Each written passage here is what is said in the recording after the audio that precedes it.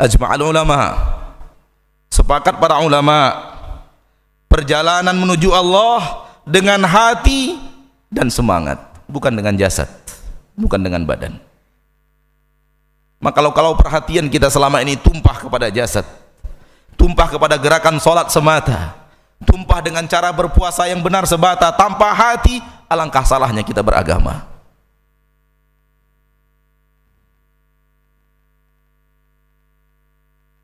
Dan tidak mengertinya kita kepada agama kita yang sesungguhnya.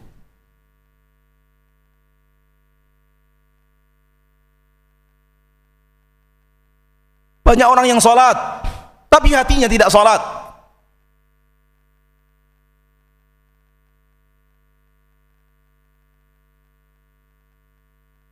Hatinya di pasar.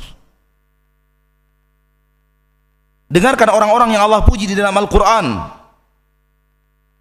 Dan kalau anda sudah termasuk orang-orang itu, beruntunglah anda. Dan doakan kami untuk sampai kepada derajat anda itu, supaya kami bisa mendapatkan kemuliaan seperti yang anda dapatkan. Allah berfirman di dalam Al-Quran surat An-Nur ayat 37,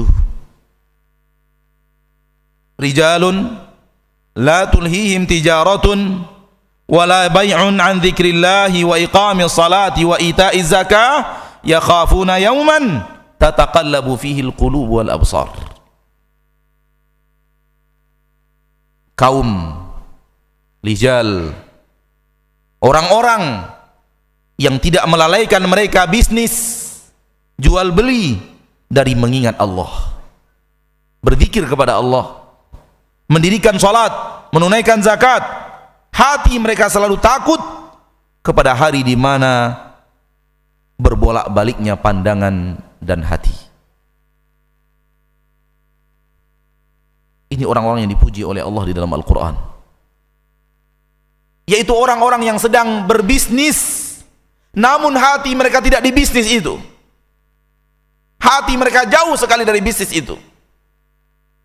Mereka yang sedang bertransaksi namun hati mereka selalu ciut kepada hari akhirat, memikirkan nasib mereka di akhirat.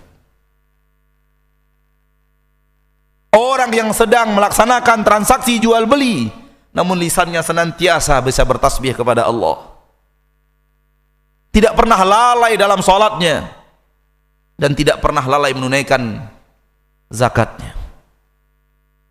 Ini orang-orang yang dipuji oleh Allah.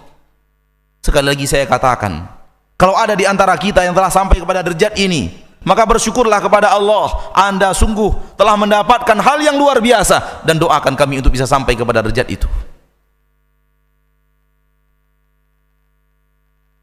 Karena kami adalah orang yang lalai, yang jangankan ketika bisnis ingat akhirat, kami justru sebaliknya. Ketika ruku dan sujud kami ingat pasar. Bahkan ketika ruku dan sujud kami masih mengingat perbuatan-perbuatan maksiat. Kalaulah bukan ampunan Allah atas dosa dan kesalahan kita dan kelalaian kita yang teramat dalam, maka tidak akan ada apapun jua yang bisa menyelamatkan kita di akhirat.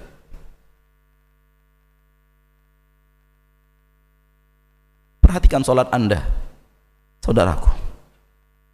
Orang-orang yang beruntung di akhirat hanyalah orang-orang yang khusyuk di dalam salatnya. Qad aflahal mu'minun alladzina hum fi salatihim khashi'un.